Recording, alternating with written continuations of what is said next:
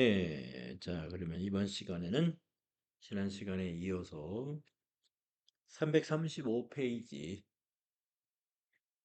결산부터 한번 해보도록 하겠습니다. 자, 우리가 결산에는 수동 결산과 자동 결산이 있었고요.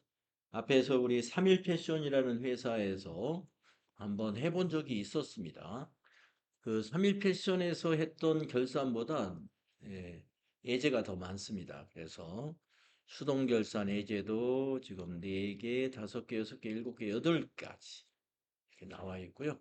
자동 결산이 6가지 이렇게 나와 있기 때문에 아마도 FAT 1급 시험에서 결산 문제가 수동 결산 하나, 자동 결산 하나 이 정도 나오는데요. 이 나온 예제 중에서 한 문제가 나올 확률이 예, 맞겠죠?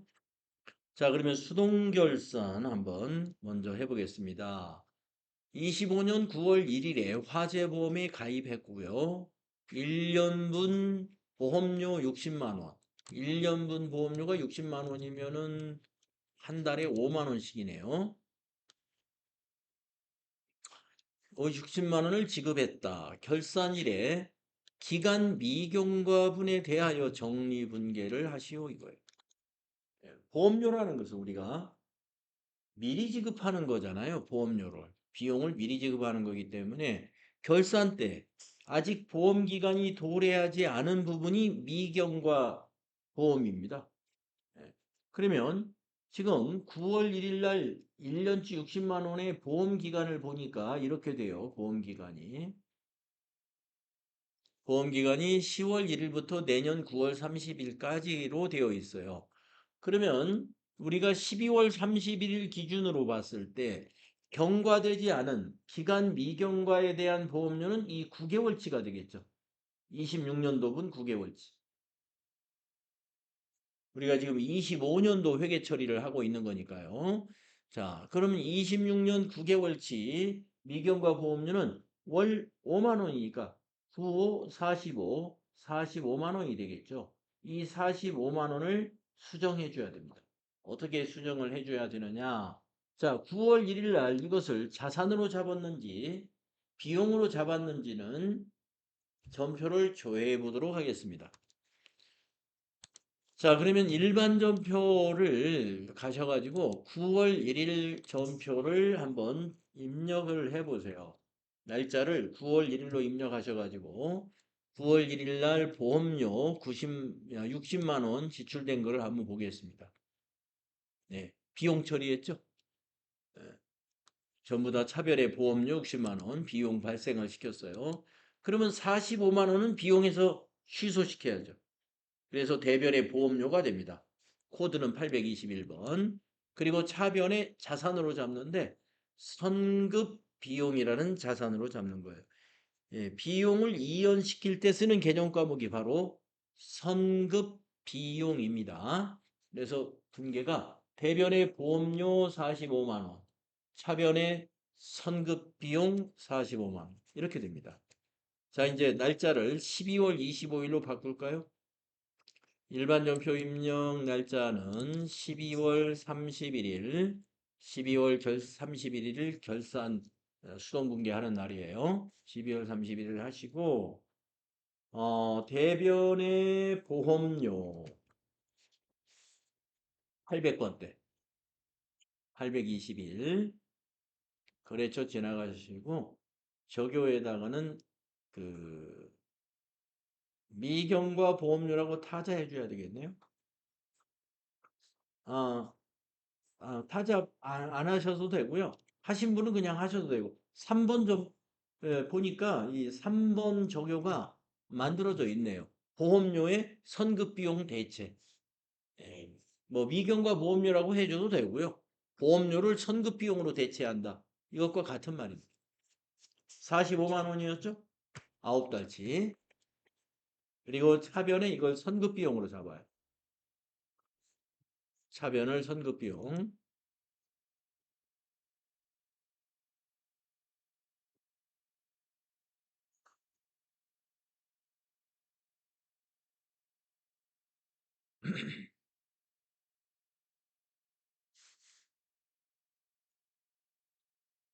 차변의 선급비용 133 거래처는 지나가시고 적요는 미경과 보험료 계상 뭐 이걸 써도 되고 아니면 위에 있는 적요 그대로 보험료의 선급비용 대체 그게 그 말입니다. 45만 원. 이렇게 정리가 됩니다.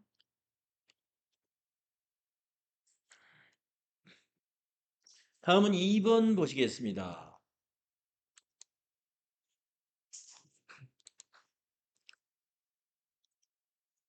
자, 2번 보시면 12월 31일 현재 단기 차입금에 대한 기간 경과분 이자 30만 원이 장부에 미계상되었다. 자, 12월 31일 현재 단기 차입금이 빌린 돈이잖아요.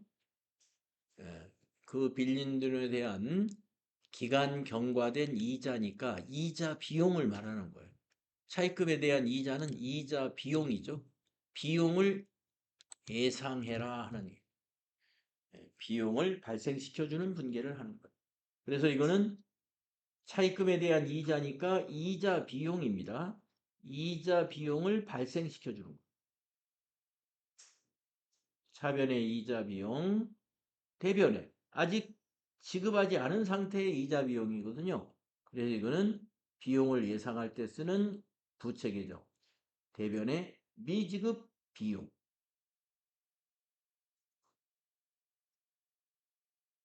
아까 일본에서는 비용을 이연시킬 때 쓰는 계정 과목. 선급 비용. 차변에 자산 잡았죠? 선급 비용으로. 근데 2번은 비용을 예상할 때 쓰는 부채 계정입니다. 대변의 미지급 비용이 됩니다. 자, 그러면 입력을 하면 이렇게 됩니다. 12월 31일 두 번째 전표죠. 차변의 이자 비용 931이죠. 이자 비용이. 적요에는 차입금 이자 미지급 2번 적용되겠네요. 금액은 30만 원. 대변이 미지급 비용입니다. 미지급 비용 262. 거래처 코드는 그냥 지나가시고 위에 거 복사하시면 돼요. 엔터로. 차입금 이자 미지급 30만 원 부채 증가가 되겠습니다. 대변의 미지급 비용 부채 증가, 차변의 이자 비용 비용 발생. 이것을 우리가 결산 수정 분계에서 비용의 예상이라고 그러죠. 다음에 세 번째 거 해보겠습니다. 결산일 현재 정기 적금. 네, 적금이라는 건 은행의 예적금을 말하는 거죠. 정기 적금에 대한 기간 경과분 미수이자 25,000원을 계산한다. 수익의 예상입니다. 자, 적금에 대한 이자니까 이자 수익이거든요. 그래서 대변의 이자 수익. 대변의 이자 수익, 수익을 예상해야 돼요. 25,000원. 근데 실제로 차변에 돈을 받은 건 아니에요. 그래서 미수 수익. 차변의 미수 수익이라는 자산으로 잡습니다. 수익의 예상은 미수 수익이라는 자산으로 잡습니다. 차변의 미수 수익, 대변의 이자 수익, 수익의 예상을 문제로 냈어요. 자, 전표를 입력하면은요, 12월 31일 세 번째 전표입니다. 차변의 미수 수익, 적요는 정기 적금에 대한 것인데, 1번 적요 만들어 놓은 거 쓰면 되겠네요. 예적금 이자 미수 계상 25,000원, 대변은 이자 수익 901번 코드고요. 적요 위에 거 그대로 복사해서 씁시다. 예적금 이자 미수 계상 25,000원, 수익의 예상에 해당이 됩니다.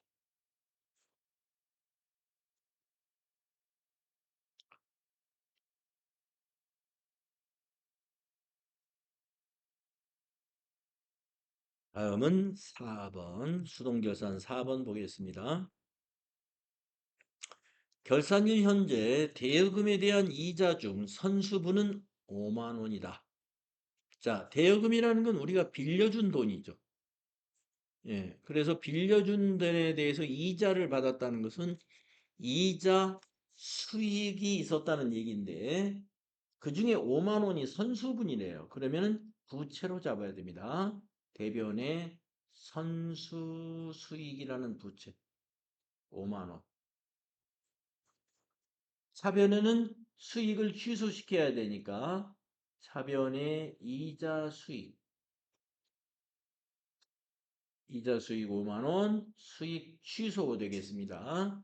차변의 이자 수익은 수익을 취소시키고 차기로 가지고 와야 되니까 대변의 선수 수익 부채로 가지고 가게 됩니다. 대변의 선수 수익은 부채 증가입니다.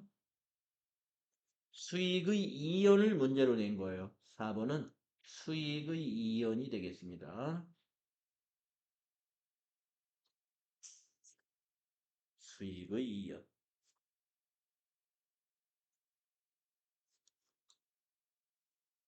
자, 그러면 점표를 입력하시죠. 네 번째 점표입니다. 차변의 이자 수익 901번. 적요는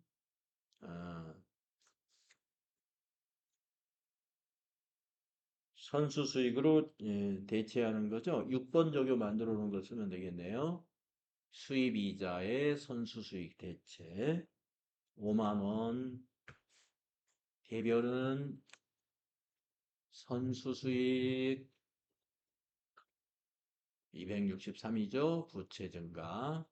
적요는 똑같이 복사하고 가겠습니다. 수입이자의 선수수익 대체 5만 원. 대여금에 대한 수입이자 5만 원. 그래서 지금 그 수동결산의 1번부터 4번을 방금 해봤는데요.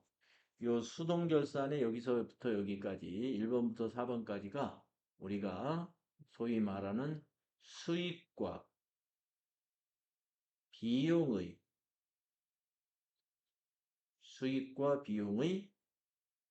이연과 예상이라고 하는 주제에 해당되는 문제들이에요. 수익과 비용의 이연과 예상. 이연과 예상. 수익과 비용의 이연과 예상. 상당히 중요한 문제입니다.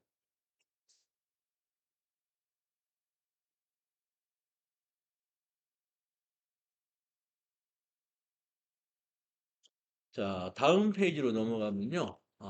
또 수동결산 해야 되는 것 중에 소모품 정리 문제입니다. 자, 소모품 구입 시 전액 소모품비로 비용 처리하고, 자, 우리가 두 가지 스타일의 문제가 나올 수가 있어요. 우리 회사는 전부 소모품비로 비용을 처리했다. 또 어떤 회사는 우리 회사는 모두 소모품으로 자산 처리했다. 소모품을 구입했을 때 비용으로 처리하는 회사와 자산으로 처리하는 회사가 있습니다. 자, 우리 회사는 비용으로 처리했어요. 소모품비로. 자, 그렇게 하고 결산 시 미사용분을 자산으로 계상하고 있다. 25년도 말 결산을 위해 재고를 파악한 결과 미사용 소모품 10만 원으로 확인되었습니다. 그러면 이 10만 원을 자산으로 잡아준다 이 말이에요. 자산에 쓰는 개념 과목은 그냥 소모품이 자산이에요. 재고 자산으로 잡습니다. 차변에 소모품 10만 원, 대변에는 비용에서 빼줘야 되겠죠. 그래서 대변이 소모품비 10만 원, 비용 취소가 되겠고 차변은 소모품 10만 원, 자산 증가 되겠습니다. 자, 다섯 번째 점표 입력하겠습니다.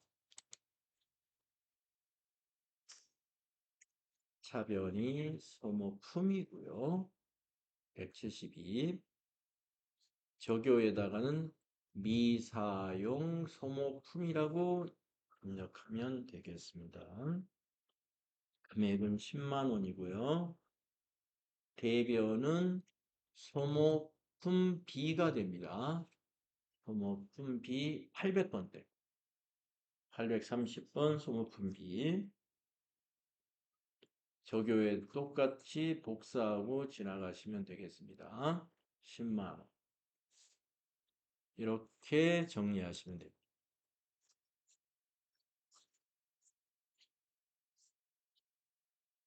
자, 소모품 정리했고요. 다음은 6번. 기말 현재까지 현금 과부적으로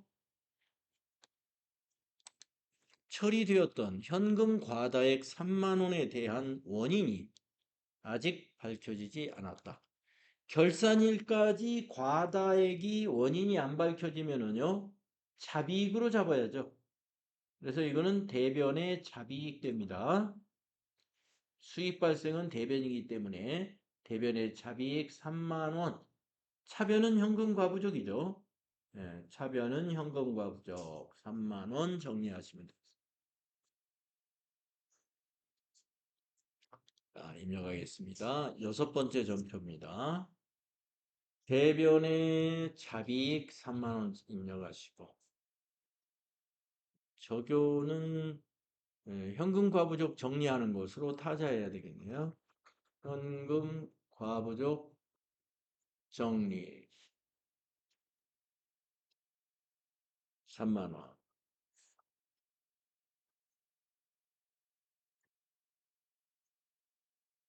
하변이 현금 과부적.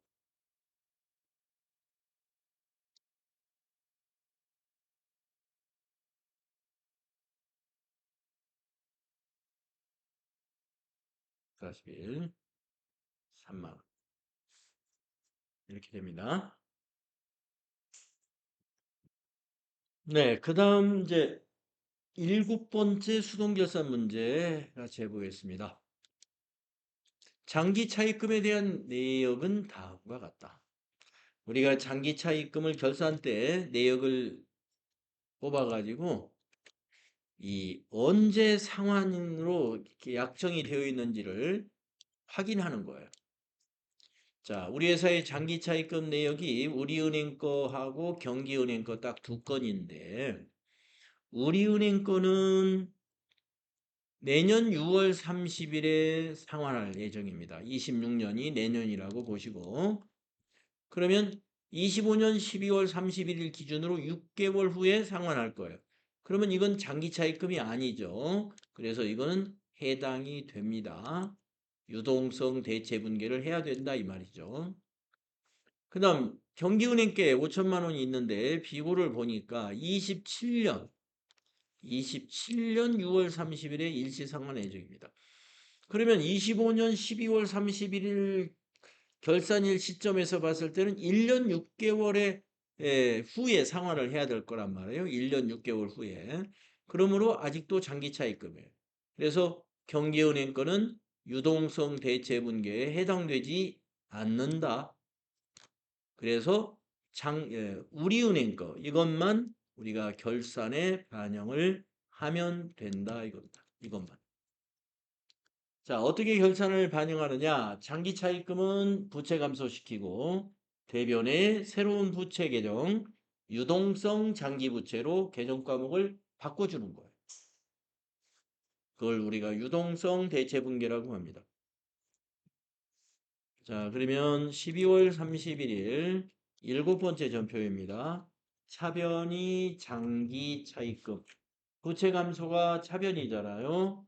그래서 차변의 장기 차입금. 거래처는 이건 넣어야 돼요. 차입금이니까. 우리은행. 코드에다가 우리은행 차입금.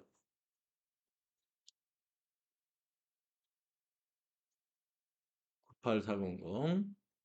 적요는 1번 적요 만들어 놨네요. 장기차입금의 유동성 대체라. 차변의 금액을 3천만 원 입력하시고 엔터하고 대변은 유동이라는 거래처 아니죠 계정 과목을 검색해 보세요. 유동성 장기 부채 딱 하나 있죠. 264. 거래처 코드도 똑같이 넣어주면 돼요. 98400 우리은행 차입금 코드로. 적요는 위에 거 그대로 복사하시면 돼요. 장기 차입금 유동성 대체 엔터로 지나가시면 되고 금액은 3천만 원 입력하시면 되겠습니다. 차변의 장기 차입금, 대변이 유동성 장기 부채. 거래처 코드는 모두 98400.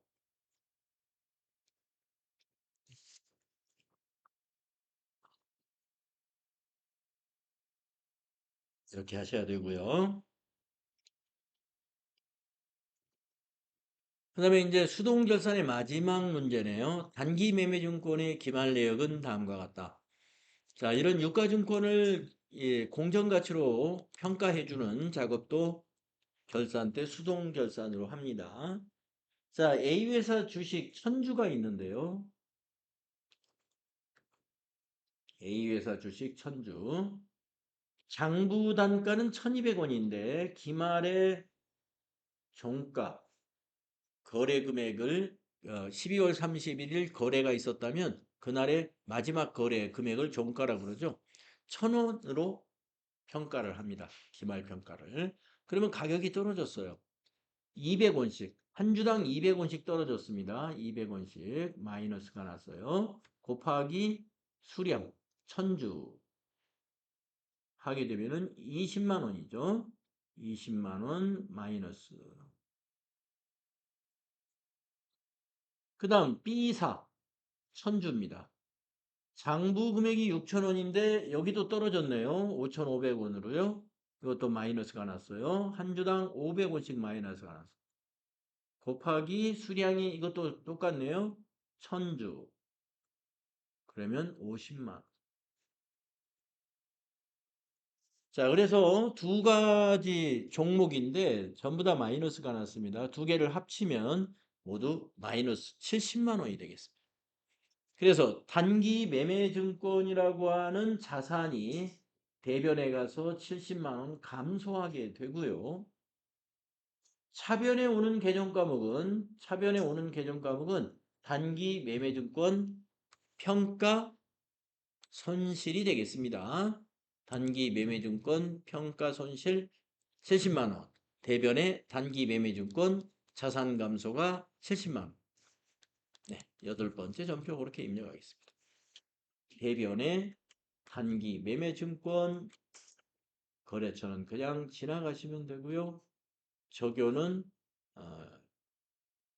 우리가 유가증권을 평가한 거죠. 네, 여기다가 유가증권 평가라고 적요 입력하시고 대변에다가 70만 원 자산 감소시키고요. 차변에 단기 매매증권 평가 손실입니다. 단기 매매증권 평가 손이라고 되어 있네요. 뒤에 실자가 생략되어 있어요. 단기 매매증권 평가 손 코드가 937입니다. 거래처는 지나가시고 적요도 엔터로 위에 거 그대로 복사하시겠습니다. 차변에 70만 원 입력하시면 되겠습니다. 대변의 단기 매매증권 자산 감소, 차변의 단기 매매증권 평가손 비용 발생 되겠습니다.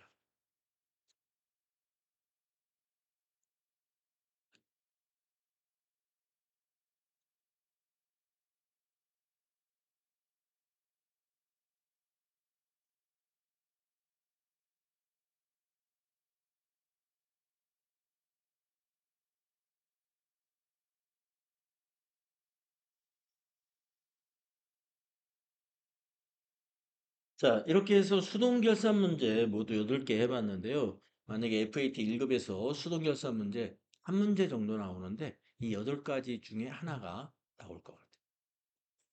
자, 다음은 자동 결산을 해보겠습니다. 자, 3일 우리가 지금 유형상사죠. 유형상사의 자동 결산. 자, 자동 결산은 결산 자료 입력이라고 하는 요 메뉴에다가 입력을 쭉 해놓은 거기 때문에 숫자가 다 준비되어 있는지 한번 쭉 체크해 보겠습니다.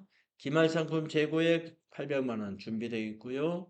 기말 현재 결산에 반영할 당기 상각비, 건물, 비품, 영업권에 대한 상각비 다 준비되어 있고요.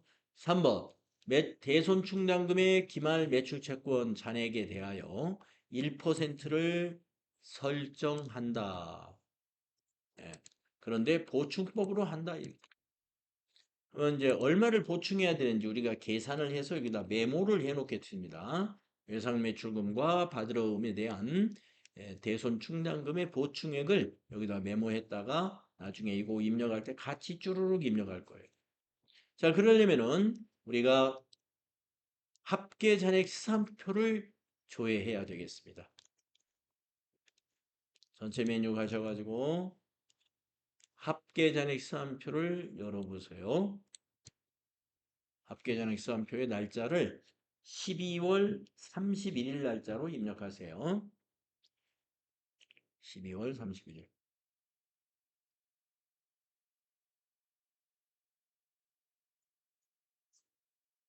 자, 그런 다음에 외상매출금 먼저 보겠습니다. 외상매출금. 자, 그 밑에 대손충당금의 잔액은 없어요. 그러면 1% 전부를 보충해야 되겠죠? 1%를 설정한다 했으니까. 자, 그러면 외상매출금의 잔액이 여기에 있어요. 여기에 1%는 계산기로 계산한다면 이거 곱하기 1% 하면 나오겠죠? 예. 자, 뒤에 동그라미가 000 이렇게 돼 있으니까 숫자를 쓰면 1%는 6431,760 이렇게 되겠죠. 6,431,760. 그래서 643만 1,760원이 6억 4,317만 6천 원의 1%에 해당되는. 계산기로 두들겨서 계산해도 됩니다. 자, 그 다음에 이제 받으러움을 보겠습니다. 받으러움의 잔액이 이만큼이에요. 그런데 받으러움의 대손충당금은 5만 원의 잔액이 있습니다. 그러면 5만 원을 뺀 1%에서 5만 원을 뺀 나머지만 보충해야 되죠. 자, 그러면 이제 1630만 원의 1%를 계산기로 계산하시면은 163,000이 나오겠죠.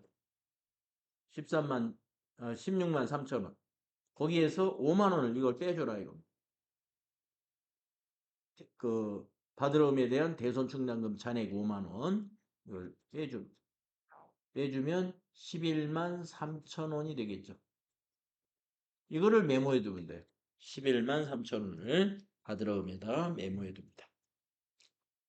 보충해야 될 금액만 결산 자료에다 입력을 해서 보충을 해줍니다. 자, 그러면 이제 준비가 그건 됐고요. 다음에 4번에 준비가 되었는지 보겠습니다. 12월 31일 현재 영업부 직원에 대한 퇴직금 추계액은 1,500만 원이다. 계산은 퇴직금 추계액 전액에 대하여 퇴직급여 충당 부채를 설정하기로 하였다. 해당 계정을 조회하여 회계 처리하시오. 네, 우리 합계전액 시산표에서 조회해 보면 됩니다. 합계전액 시산표에서 퇴직급여 충당 부채를 찾아가 봅니다. 비유동 부채에 있습니다. 비유동 부채에서 퇴직급여 충당 부채를 잔액을 확인해 보니 1,000만 원의 잔액이 있죠. 그러므로 우리는 500만 원만 추가 설정을 하면 되겠습니다. 500만 원만. 그래서 이것도 500만 원만 조금 있다가 결산 자료에다 입력을 해야 돼요. 500만 원을 추가로 설정한다 이거예요. 네. 퇴직금 추계액이 1,500인데 방금 우리가 확인을 해봤더니 1,000만 원은 퇴직급여 충당 부채로 이미 설정이 돼 있어요. 네. 그래서 퇴직급여 충당 부채로 추가로 설정해야 되는 금액은 500만 원만 추가로 설정해 주면 된다. 메모를 해주시고 다음에 5번은 계산할 게 있나 보겠습니다. 당기 법인세 등 추산액은 160만 원이다. 법인세 중과 내납세액 및 원천징수세액이 선납세금 계정에 계상되어 있다. 이 선납세금을 법인세로 대체하는 분계는 수동으로 해야 됩니다. 수동으로 하고 그걸 뺀 나머지를 조금 있다가 법인세에다가 추가로 입력을 해주면 돼요. 자, 선납세금을 먼저 확인하는데요. 자, 조금 전에 열어놓은 합계잔액사항표에 가셔서 선납세금은 당좌자산 안에 있어야 됩니다. 당좌자산 안에 선납세금 조금 있네요. 46,200원이 있습니다. 그러면 요 46,200원을 복사를 해오세요. 컨트롤 C. 그래가지고 일반 전표에다가 먼저 입력을 합니다. 자, 일반 전표로 가셔서 이번에는 9번째가 되겠습니다. 내려와서 차변의 법인세 일반 전표에 12월 31일입니다. 차변의 998 법인세 적요는 선납세금 대체라고 여기다 타자를 해야 되겠네요. 선납세금 대체 컨트롤 V 하면은 46,200원 입력이 되고요. 자, 엔터. 대변에 선납세금 자산 감소 이제 시킵니다. 대변에 선납세금 위에 거 그대로 복사하시면 돼요. 선납세금 대체 46,200원. 그러니까 선납세금을 법인세로 대체한다는 그런 얘기입니다. 그리고 여기에다가 얼마를 메모를 해 두느냐 하면은요. 아까 그 5번에 법인세 추산액이 160만 원이라고 그랬잖아요. 그래서 법인세 추산액 160만 원에서 계산기로 빼기 선납세금 대체한 금액, 선납세금을 법인세로 미리 대체한 금액이 46,200원이지 않습니까? 그래서 그걸 빼줘요. 46,200원을. 이렇게 빼주면 이 금액이 나와요. 1553800. 153800을 5번에다가 메모해 두었다가 조금 있다가 결산자료 입력에 법인세에다가는 이것만 입력을 할 거예요. 이것만 입력을 할 거예요. 그러면 160이 돼요. 왜냐하면 선납세금 46,200원을 법인세로 미리 바꿔놨죠. 그러면 이제 이것만 입력을 하면은 법인세가 합쳐져서 160이 되는 거예요.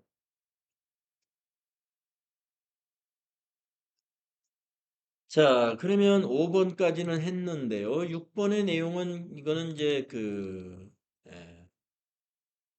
분계 내용은 아닙니다. 12월 31일 기준으로 손익계산서, 이익잉여금 처분 계산서, 그리고 재무상태표를 순서대로 조회하면서 작성하라.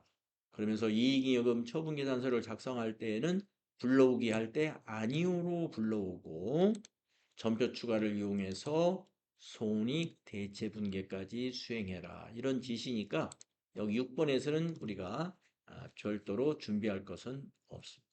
자, 1번부터 5번까지를 먼저 하겠습니다. 자, 결산자료 입력으로 갈까요? 전체 메뉴 가셔가지고 결산자료 입력에 갑니다. 가가지고요. 결산 일자를 1월부터 12까지 12월까지로 입력을 하고 매출원가 및 경비 선택이라는 이 팝업창이 나오면은 그냥 확인 눌러주세요. 이런 양식이 나타났죠? 이런 양식이 나타났습니다. 자, 여기에서 먼저 여기 기말 상품 재고액 여기다가 거기 결산자료 입력에 1번에 있는 기말 상품 재고액 800만 원 여기다 입력해 줍니다. 800만 원. 그러면 이제 매출 원가가 9,995만 원으로 바뀌었죠. 요것이 이제 조금 있다가 분계가 만들어집니다. 9,995만 원짜리 분계는 차변의 매출원가, 대변이 상품 이렇게 만들어질 거예요. 자, 그 다음에 좀 더 내려가서 여기 퇴직급여라고 있죠. 여기 2번에 퇴직급, 잡비 바로 밑에 퇴직급여 가로 열고 1200 이렇게 돼 있어요. 여기다가 아까 그 4번에 있는 거 있죠. 4번 500만 원 추가 설정해야 된다고 그랬잖아요. 퇴직급여 충당부채. 그 500만 원을 여기다 입력합니다. 잡비 바로 밑에 퇴직급여 가로 열고 1200. 자, 그 다음에 그 밑에 조금 내려오면은 감가상각비 건물. 요거 아까 2번에 있었죠. 자료 2번에 건물 감가상각비 600만 원을 여기다 입력합니다. 그리고 차량 운반구는 감가상각을 안 했고 비품 감가상각비 120만 원 있죠? 여기다 입력합니다. 그 다음에 영업권 상각비는 조금 내려가서 무형 고정자산 상각의 영업권 여기다 입력해야 돼요. 무형 고정자산 상각의 요 밑에 영업권 여기다가 150만 원 입력해. 이렇게. 자, 그 다음에 여기 그 위로 올라가서 외상매출금이 있죠. 여기 대손상각의 외상매출금. 아까 여러분 자료 그 3번에 준비해 놓은 거 있죠? 외상매출금의 그 대손 충당금 설정해야 될 금액 1% 여기다 입력해요. 6431760 6431760 여기다가 그 다음에 그 밑에 받으러움이 있죠? 대손상각의 받으러움 거기에 아까 보충해야 될 금액 11만 3천 원 메모해 놨죠? 네, 11만 3천 원 여기다 입력. 자, 이제 그 밑으로 쭉 내려가면은 다른 거는 없고요. 맨 마지막에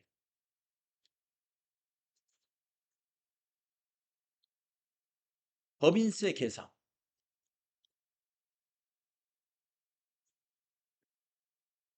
맨 마지막에 법인세 계산. 거기 아까 그 선납세금을 법인세로 대체한 숫자 여기 넘어와 있죠? 46,200원. 그 아래에다가 아까 메모한 숫자 있죠? 1553800원. 153800 하면은 이 두 개가 더해져서 여기 160만 원 법인세 등이 160으로 맞춰집니다. 그러면 결산자료 입력에 이렇게 입력을 했으면은요. 이제 전표 추가를 눌러서 전표를 한꺼번에 만들어줘. 여기 전표 추가요. 그리고 결산 분계를 일반 전표에 추가하시겠습니까? 물어본단 말이에요. 예 하면 돼요. 그러면 전표 추가 완료되었습니다. 나온다고요. 확인 누르고. 그리고 우리가 시험 볼 때는 가서 확인할 필요가 없겠지만 우리는 지금은 공부하는 시간이니까 일반 전표 입력에 가서 넘어온 것들을 한번 쭉 다시 체크해 보겠습니다. 자, 일반 전표에 가면은요. 아까 9번까지 입력했던 게 보일 거고요. 조회, 저 위에서 조회를 눌러보세요. 조회를 누르면 번호가 15번까지 늘어났습니다. 그러면 10번 전표부터 새로 만들어졌어요. 10번 전표를 보시면 결차가 차변입니다. 차변이 상품 매출원가 9,995만 원 비용 발생되고요. 대변이 상품 9,995만 원 자산 감소됩니다. 상품이라는 재고 자산을 결산 때 상품 매출 원가로 한꺼번에 비용 처리하는 상품 매출 원가 대체 분계라고 하는 겁니다. 그래서 상품 매출원가 대체 분계는 결산 때 한 번만 해요.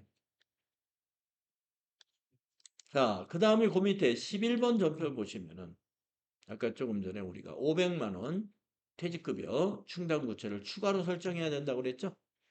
그래서 그 500만 원 입력했던 거 기억나시죠? 퇴직급여에다가. 그래서 차변의 퇴직급여 500만 원 비용 발생. 대변에 퇴직급여 충당 부채 500만 원 부채 증가. 그래서 이 500만 원의 부채가 더해져 가지고 지금은 잔액시산표에 가면은 예, 퇴직급여 충당 부채가 1,500으로 돼 있겠죠. 다음은 12번 전표를 보겠습니다. 우리가 감가상각을 건물과 비품에 대해서 입력했었죠. 그래서 203 감가상각 누계액이 600만 원, 213 감가상각 누계액은 120만 원. 이건 차감 계정이니까 서로 다르게 코드를 나누어서 처리했지만 차변의 감가상각비는 비용 계정으로서 같은 거니까 차변의 818, 감가상각비 720만 원. 이렇게 비용 처리됐고요. 대변의 감가상각 누계액은 해당 자산의 차감 계정입니다. 그 다음에 13번 전표는 뭐냐? 대손충당금 설정하는 분계였습니다. 109번은 외상매출금에 대한 대손충당금 추가 설정 금액, 111번은 받으러움의 대손충당금 추가 설정 금액입니다. 이것도 자산의 차감 계정이죠. 그리고 차변에 오는 것은 이것도 역시 대손상각비, 판매관리비인 대손상각비로서 같은 거니까 두 개를 합쳐서 비용 처리했고. 그 다음에 14번 전표를 보면요. 아까 영업권 상각비 건물 밑에 있었죠? 그 영업권은 우리가 유형자산이 아니죠. 무형자산이기 때문에 감가상각비가 아니라 무형고정자산 상각비. 계정 과목이 다르죠? 무형 고정자산 상각비라는 비용으로 처리하고 대변에는 감가상각 누계액이 아니라 무형자산은 직접 상각을 하죠. 그래서 대변에 영업권에서 직접 150만 원을 감소시킵니다. 영업권의 취득원가에서 150만 원이 직접 빠집니다. 그래서 우리가 무형자산은 직접 상각이요. 유형자산은 간접 상각한다. 이렇게 배웠습니다. 그 다음에 15번 전표를 보면은 우리가 법인세 추산액이 160인데 그 중에 42,000 아까 46,200원은 선납세금 미리 납부한 세금이 있었고 그래서 그걸 뺀 155만 3,800원 이것만 법인세로 추가로 설정하고 비용 처리하고 대변에는 아직 지급하지 않은 세금이죠. 그래서 이것은 미지급 세금이 됩니다. 아직 앞으로 납부해야 될 세금이 되니까요. 미지급 세금 부채 증가가 되겠습니다. 네, 이렇게 우리가 입력한 숫자가 전표로 이렇게 넘어오게 되는 겁니다. 이걸 자동 결산이라고 그래요. 자, 그러면 자동 결산의 끝부분에 있는 6번 이걸 차례대로 작성하겠습니다. 손익계산서, 이익여금 처분계산서, 재무상태표를 순서대로 작성합시다. 자, 전체 메뉴 가셔가지고 예,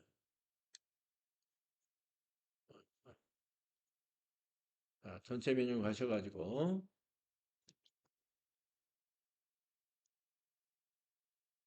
먼저 손익계산서 작성하겠습니다. 손익계산서를 12월로 작성하시고 네, 매출원가 잘 넘어왔죠? 그리고 맨 밑에 당기순이익 118로 시작해서 510으로 끝나는 요 숫자 있고요. 자, 두 번째 이익여금 처분계산서를 작성하겠습니다. 전체 메뉴 가셔가지고 이익여금 처분계산서 이때 아니오를 눌러서 불러와야 돼요. 저장된 데이터 불러오겠습니까? 하면은 꼭 아니오로 해야 됩니다. 그래야 요 당기순이익이 제대로 넘어와요. 118로 시작해서 뒤에가 510. 또 당기순이익. 자, 위에 날짜 처분 예정일과 처분 확정일 요 두 개의 날짜를 입력하겠습니다. 거기 주어진 자료를 보시고 처분 확정일은 2026 예정일이죠. 그러니까 2026, 0226. 요게 처분 예정일이 되겠고 처분 확정일 여기에는 전기분에 대한 처분 확정이니까 2025, 0226 이렇게 두 개의 날짜 2026년 2월 26일 여기는 2025년 2월 26일 네, 두 개의 날짜 입력하시고 여기서 전표 추가를 눌러야 손익 대체 분계가 또 만들어집니다. 자, 전표 추가 누르시면은 일반 전표에 5건 추가되었습니다. 이렇게 나오죠? 확인. 네. 시험 볼 때는 이렇게 하고 그냥 다음 작업으로 넘어가세요. 근데 지금 우리는 공부하는 시간이니까 지금 5건의 전표를 또 가서 어떤 전표가 만들어졌는지 확인하겠습니다. 자, 일반 전표 가셔가지고요. 다시 조회 단추를 눌러보세요. 그러면 아까 15번에서 끝났었는데 20번까지 와 있어요. 5개가 추가됐죠? 네, 16번부터 한번 보겠습니다. 전표 번호로 16번을 클릭하면은 하나, 둘, 셋, 넷, 다섯, 여섯,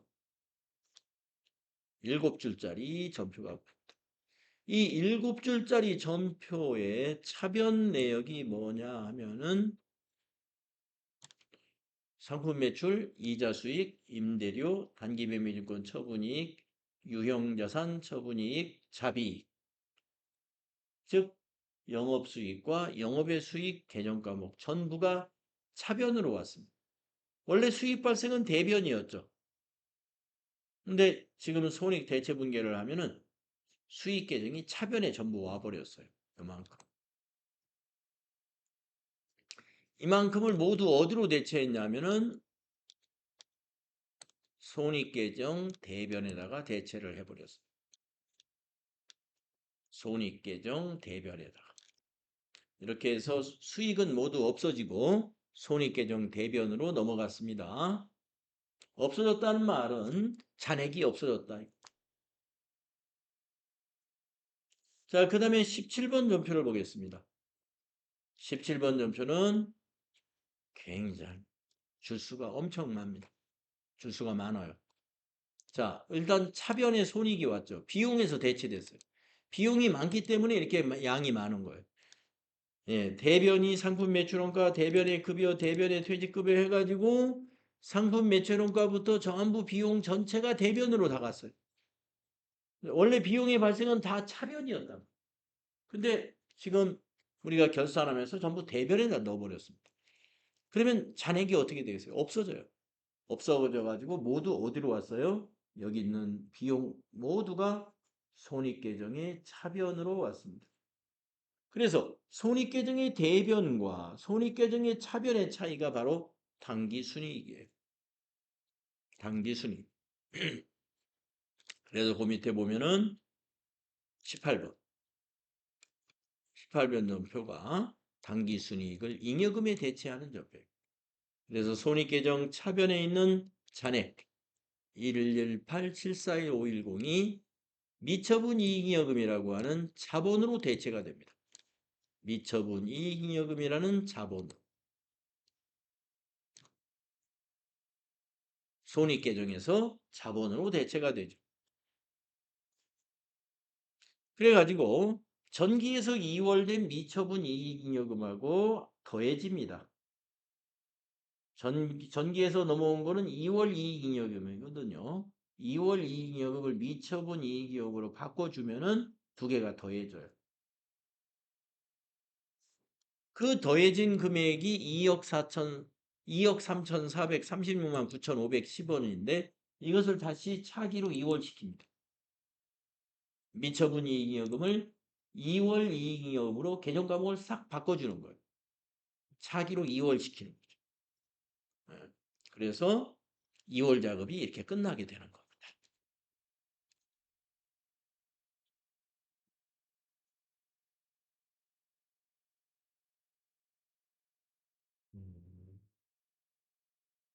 네.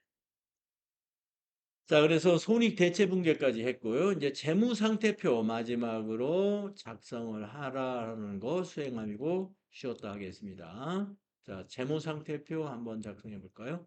재무상태표를 12월로 엔터했을 때 에러 없이 딱 작성이 되면은 여러분이 감점 받을 게 하나도 없이 깔끔하게 잘했다 이렇게 보시면 돼요. 자, 수동 결산과 자동 결산을 해봤는데요. 실제 시험에서는 수동 결산 하나 정도, 자동 결산 하나 정도만 나오게 됩니다. 자, 그러면 좀 쉬었다가 다음 시간에 회계 정보 분석으로 넘어가 보도록 하겠습니다.